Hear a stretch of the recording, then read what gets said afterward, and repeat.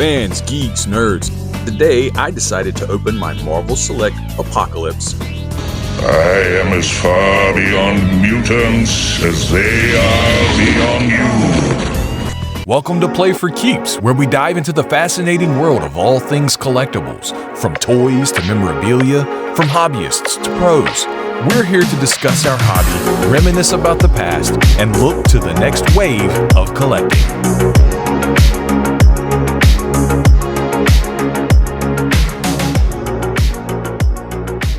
Pretty excited. I picked him up earlier this year. He's kind of been sitting in a storage tub. Oh, okay. Be a about it. My bad, but today I'm gonna let him breathe. So let's crack this big ugly mug open and see how great he really is. As you can see, this big strapping young man has 2 additional fists, a spiky ball accessory, and a claw hand with probably a blaster in it of some kind. I forgot to include the little drill bit here, which is really awesome. Let's get a good hard look at that mean mug, because the face and head sculpt are one of the things that really stand out about this figure.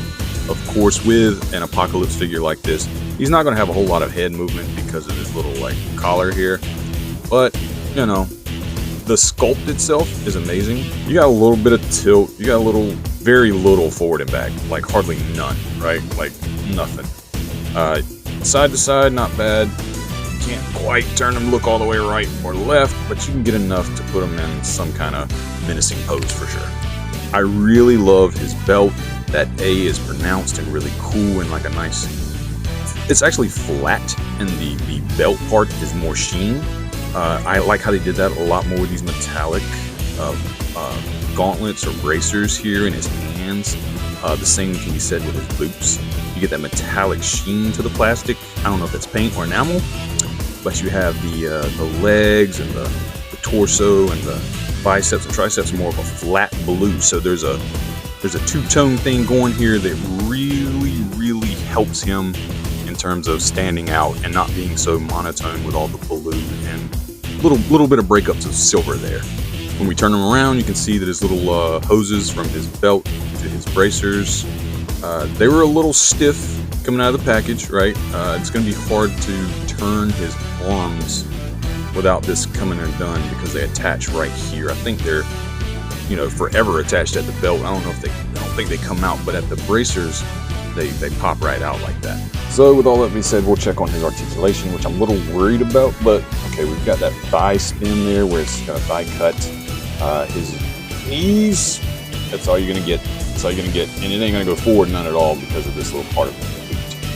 I don't know how dynamic he's gonna be posing Apocalypse anyway. He's more of a big menacing standing figure, right? He's really stiff in the arms out of the box. I'm gonna have to play with it a bit, but that's what I was worried about. When you bend his arm, these are really stiff. They're gonna have to be worked. Probably gonna put some warm water or something on them, but bending his arms is a little bit of an issue. His hands also really stiff. You have that wrist flex. Oh boy, not much there. The fingers don't move at all. His shoulders up and down. You got that bicep spin right there. Look, see, that's gonna be a problem. I'm gonna have to heat that up or something. Get that steady. At the hips, go all the way out. This guy can do a split. Look at that. Apocalypse can do a split. Woo!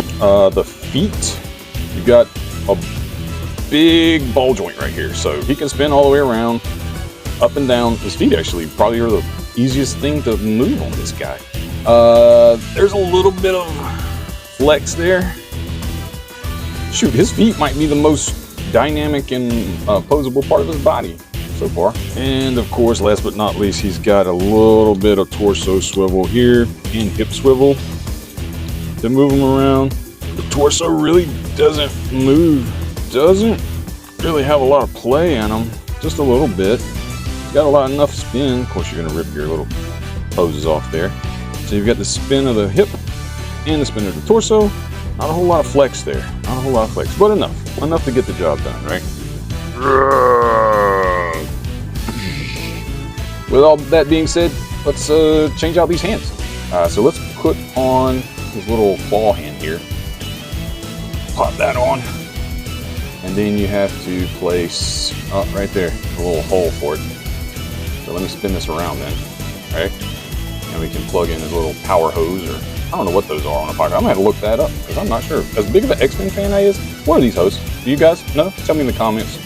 I should know, but I don't. So there you go. You got this little dangerous hand there. Because the ball, the little spiky ball, the mace, or whatever you want to call it, pops in there like that on the bracer. And then you got that bad boy swinging at you. And he's going to pick you up with his claw and blast you with a little plasma ray or whatever's coming out of that thing. Plug this back in. There you go. Oh. So let's see how this guy poses. Let's try him out.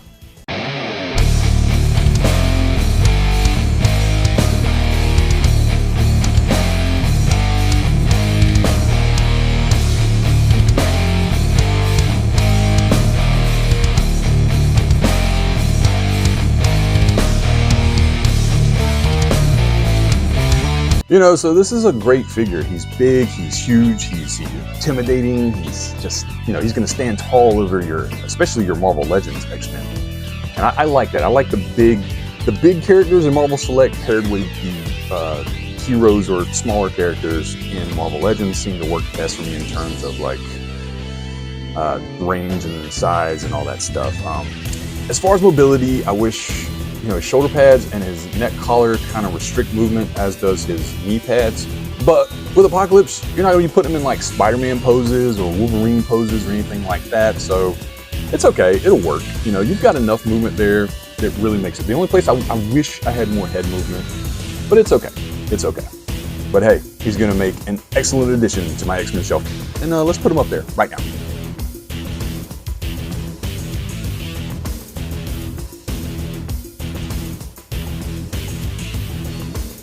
So that's my review of the Marvel Select or Diamond Select Apocalypse, the most recent one. I think it released earlier this year, maybe late last year. Can't remember off the top of my head right now. I just want you guys to know I'm pretty new to these reviews. I'm working on it. I'm trying to get better. If you have any concerns or questions or advice, throw it in the comments. I'm definitely listening. I do want to say that we here at Nerd Initiative and Play4Keeps are proudly sponsored by Big Bad Toy Store. They're great people, great service. I've been buying stuff from them for a long time. And check them out, man. You may even find something cool like that Apocalypse. But until next time, as always, be kind to yourself. Don't just play for fun, play for keeps. Have a great night.